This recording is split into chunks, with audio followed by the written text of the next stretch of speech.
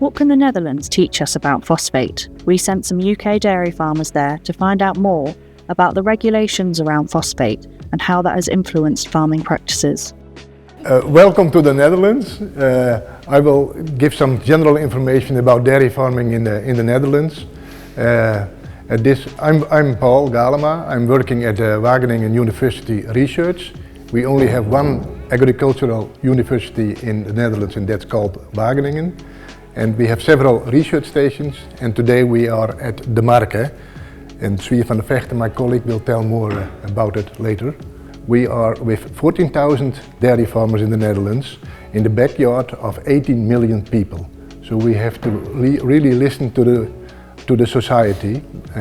So it's about phosphor problems, about nitrogen, but also animal welfare. Several topics are important in our country. Yeah, what are the topics, let's say from the 1940s, 1950s? First we had focus on milk production.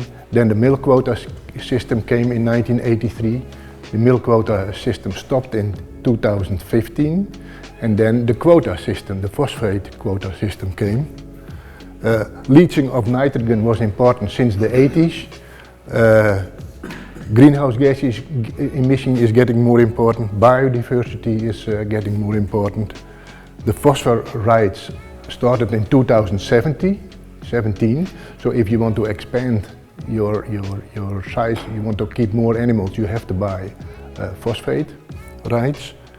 And the most concern for the Dutch dairy farmers is that the expiration of the EU nitrogen derogation. So we are only allowed to put 170 kilograms of nitrogen from manure, and that has a big impact because it was 250 and in some areas 230, and in 2026 the maximum is 170 kilograms. So that means a lot of dairy farmers have a surplus of manure, and that costs about 25-30 euros per ton to export it. Jamie Butler spoke to Ellen Sievert, a dairy farmer from the Netherlands, to find out about how the phosphate regulation has affected her business and their ability to expand. Ellen, lovely to meet you. Nice to meet you. Here we are on a farm in the middle of the Netherlands. Yes. And we've come to look at issues surrounding phosphates. Mm-hmm. And tell me a bit about yourself. You're a farmer here. How long have you been farming? I have a farm with 95 cows on 50 hectares of clay soil. The problem with my clay soil is that it's having lots of iron, and that sticks the phosphate into it. So my grass is having lack of phosphates. Okay. So when I want to give the fertilisation that it grows optimal, I need a lot of mineral phosphates. Yep. But by derogation I'm not allowed to use any. Because the iron is locking up the phosphates in the soil. Yeah. That must be really quite frustrating. Yes, it is. And now by ending the derogation, I'm even allowed to use less manure. So when I have to export my manure, I also exporting the phosphates my soil is going to need so badly. Yeah, and it's kind of crazy because the derogation is around nitrogen, and yeah.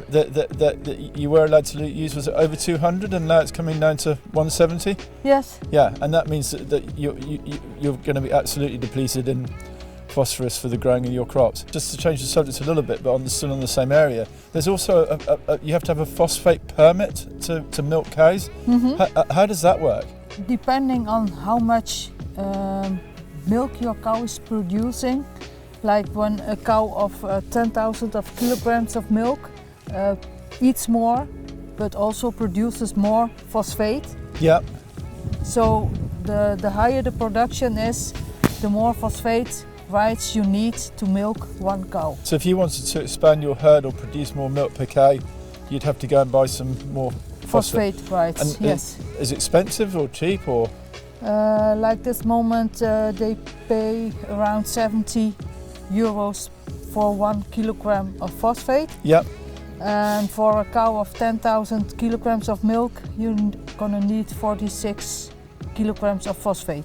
Okay, so that's going to cost you €350 or something like this per cow, or if you wanted to buy another cow. Another zero. Another zero. Another zero. My goodness, 3,500. Yeah. Wow, so that's a lot of money. Yeah, that's a lot of money, and then you don't have phosphate for the replacing young stock. Yeah. So when you want to increase your whole herd, you also need extra young stock. Okay. Heifers. Yes, indeed. And they need also extra phosphate. Yeah, yeah. So the regulations, they're quite onerous in Holland. I mean, more so than the UK. Mm-hmm. And how does that make you feel? And so you've got a family, you want to possibly expand your herd? Like my daughter, my youngest one, loves to take over the farm in future.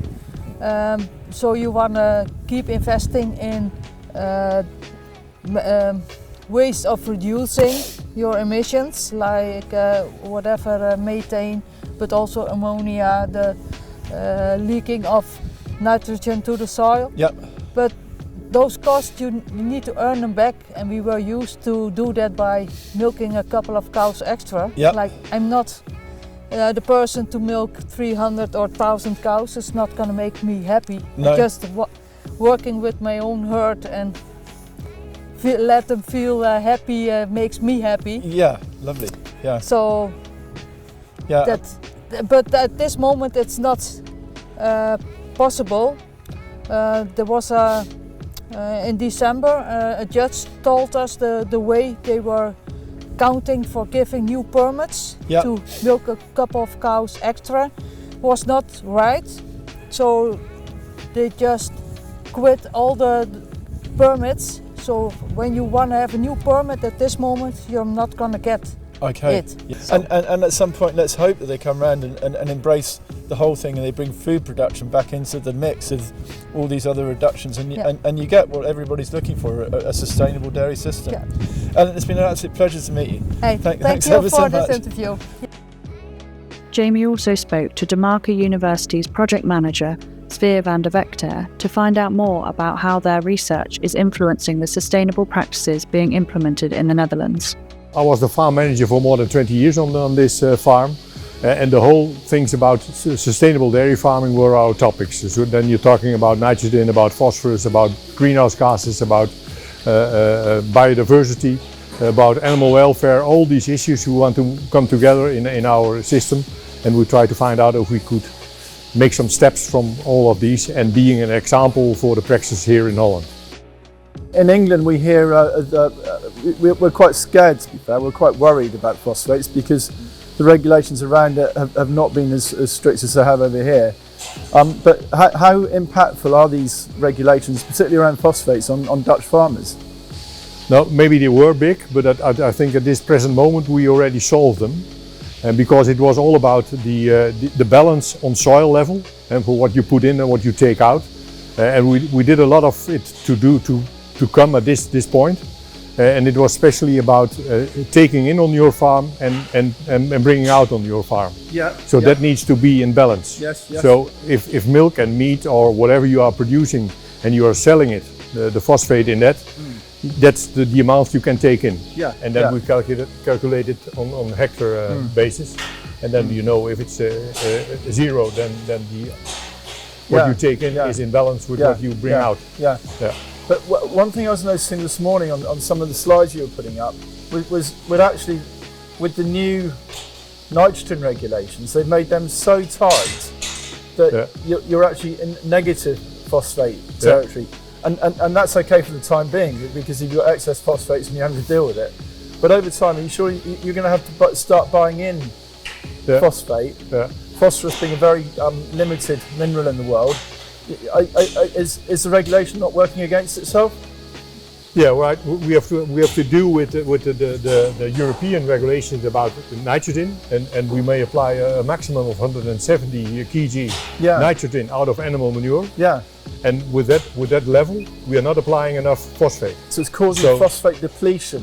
Right. Wow. And we are not allowed to buy artificial mineral phosphorus. Okay. So our phosphorus levels on soil level will go down. What happens in the cow if you underfeed it phosphorus? What are the implications Yeah. for production Yeah. and for the health and the welfare of the cow? When we start doing this, we just we monitored it very intensively by the cows itself, and by testing their blood and so on if they had enough.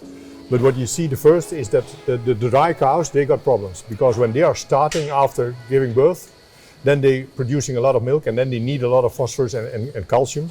And if something's wrong, then you have problems around that period.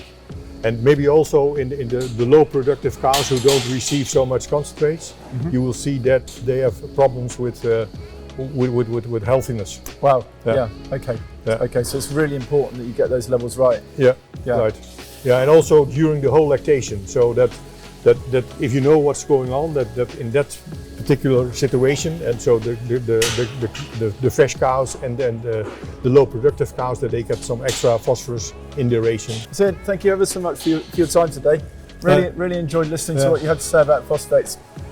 And it was a lot of pleasure and nice to have you here. Best wishes. Yeah. Lekker. Very good.